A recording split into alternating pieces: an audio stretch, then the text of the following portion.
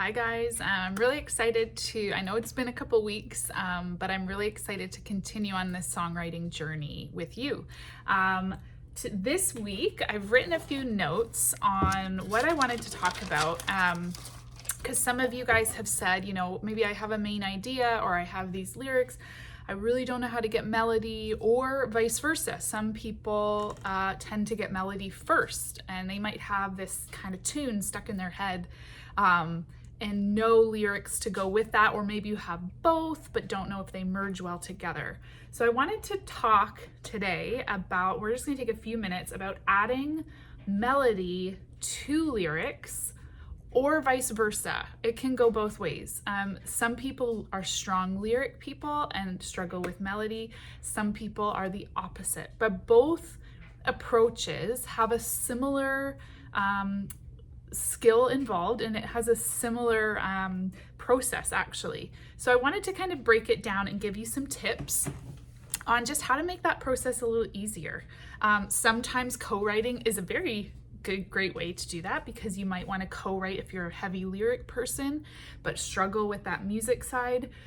Connect with someone in your life that you could get together that maybe is a strong melodic person, or person that kind of can come up with those melodies very easily and naturally.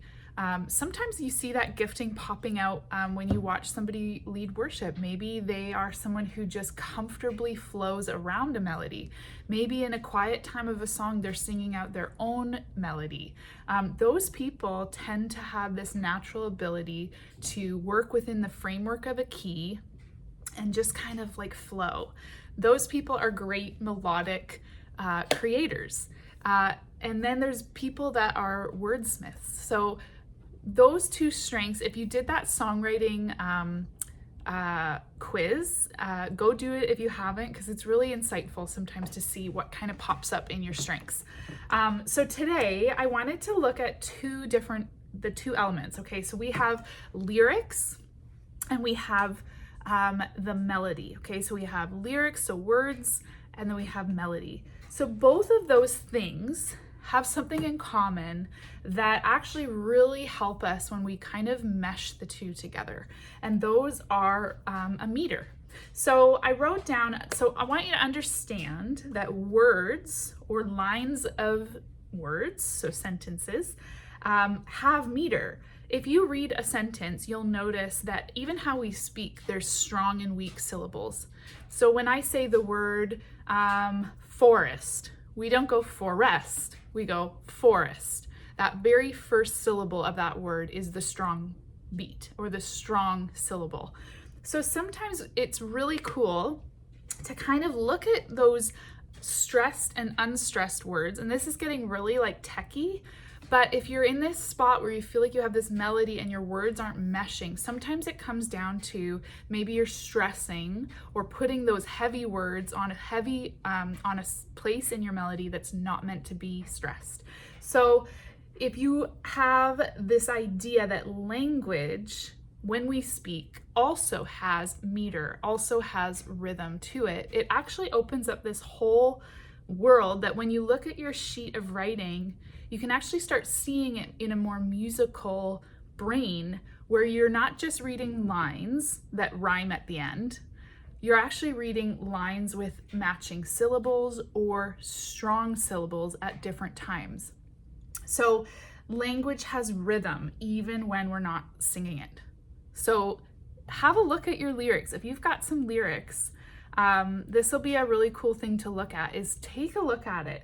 Is there a meter? Is there a pattern that you're seeing? And then circle, where are those strong stressed syllables?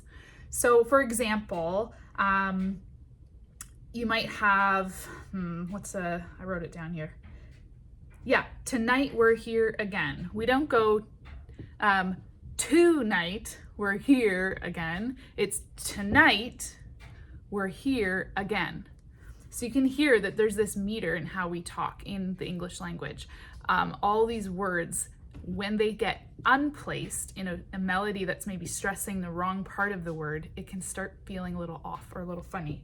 So language has rhythm. So the same is true for melody.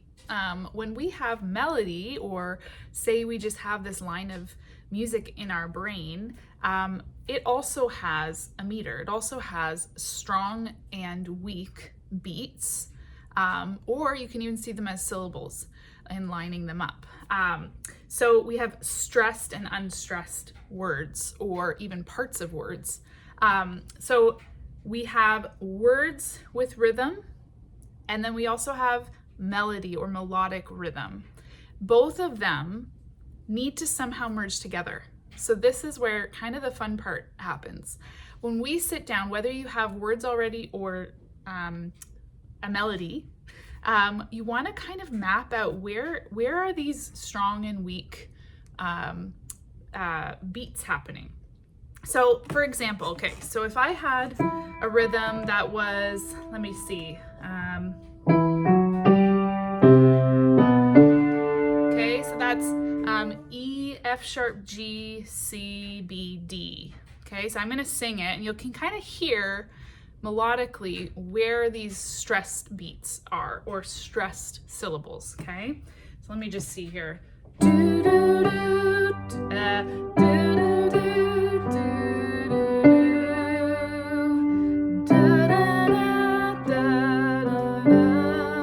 Okay, so we've got that first note. You can hear that is way more stressed than those lighter ones going up, and then da da da. So maybe that ba da da. Okay, so we have 3 stressed syllables out of 6 syllables. Da da da da da da. So if we were to add words to that, we'd need either 6 one-syllable words, or a sentence that basically just has 6 syllables, okay? So we're matching. If we can figure out, oh, I need a line to match this melody, it's got 6 beats to it, 6 syllables. So maybe here's an example that might sound a little off, okay? So if I'm singing, here's the line, tonight we're here again, to that melody. I'm gonna just, tonight, so tonight we're here again, that's 6 syllables. Okay, tonight we're here again. Tonight we're here again. Sounds a little weird, because how do we say, we don't say tonight, we say tonight. So maybe not the best fit. You can see that, and all these little things do actually sit funny. When we write a song, we're not actually looking at what are the words I'm emphasizing? What is that strong, maybe even in the chorus, what word am I holding for a long time and emphasizing? Is it an important word? Is it what I'm trying to kind of push across? Or is it kind of an extra word? I know this sounds super techie, but it really makes a difference, and it helps resonate with people when we put those strong words in the right spot. So here we go. So tonight we're here again. I don't think tonight fits. Tonight doesn't sound right. So maybe I'll put a word with a bit more importance. So I wrote bowing down here again, okay? Bowing down here again. Bowing. We don't go bowing, right? It's bowing. So, and bowing is like an important, like this is what I want to do, okay? So I changed it to just one word out of that, actually, sorry, 2 words. Bowing down instead of tonight, okay? So listen to how this sounds. Bowing down here again. Okay, so that fits better. Bowing down sounds more natural, sounds like something we would say. So when we write words to our melody, we want to try and map out, where am I emphasizing? What am I looking at? Maybe you have a melody, but you don't have words. Write it, record it, use a voice memo. I use my phone all the time and make little voice memos. And then I listen to it back a few times and go, you know what, I need a sentence here that has 8 syllables. And start writing out of that. Or look at what you've already written. Maybe you've already got a line that only has 6 syllables.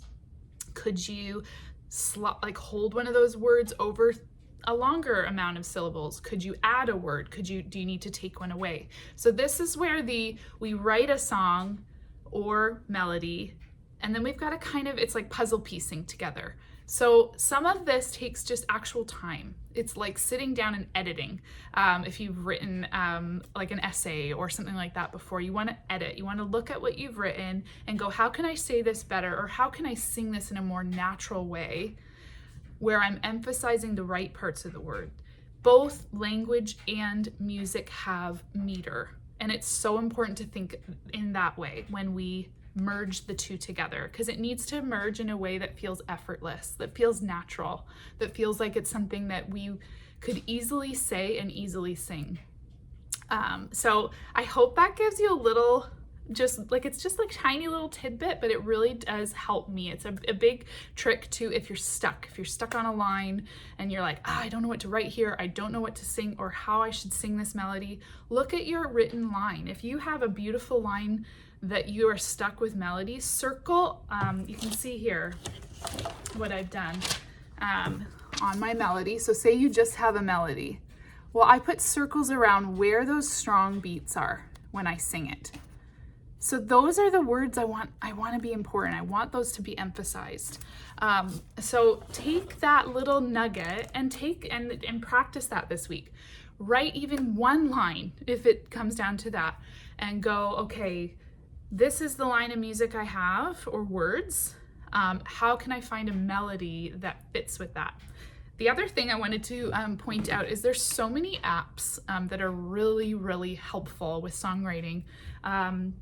If you're someone, so for me, I do play the piano. So for me, messing around with chords, trying to find music to fit with my melody and words afterwards is something that naturally I feel confident doing. If you are not someone that plays an instrument or isn't even maybe confident in that guesswork of what chord goes where, all of that, there are a lot of apps. I think there's one called Demo, and I am not being paid to mention it, but I think it's called Demo. And what it does is basically you could sing your song or your melody, even if without words. I could go ba-da-da, da-da-da, and it would find chords, and it gives you like, I think 3 different options that you can listen through with your melody of different chord combos. And so it gives you this kind of like, ooh, there's some music. And again, like AI is not, some people are freaked out to use it. I don't use it necessarily in the creative writing process, but when it comes to some of these little things where you're stuck, it actually gives you a little bit of a framework. And so it takes some of that guessing out, especially if playing an instrument is not your skill set. So if you're just a singer or you're just a lyricist or whatever, take that. And if you do have a melody, check out these apps. It's pretty fun, and it kind of just adds some sort of structure under your writing. But yeah, so main message today is adding melody to lyrics or vice versa, and how those things mesh together. That words and melody both have meter, and meter is made up of strong and weak accents. So that's like a nutshell version of what we're talking about. I hope this helps. Comment below if you have any questions, or if you are like, could you talk about this? This is something that I'm really struggling with. Write it in the comments and I'd be happy to continue chatting through that. So have a great day, guys.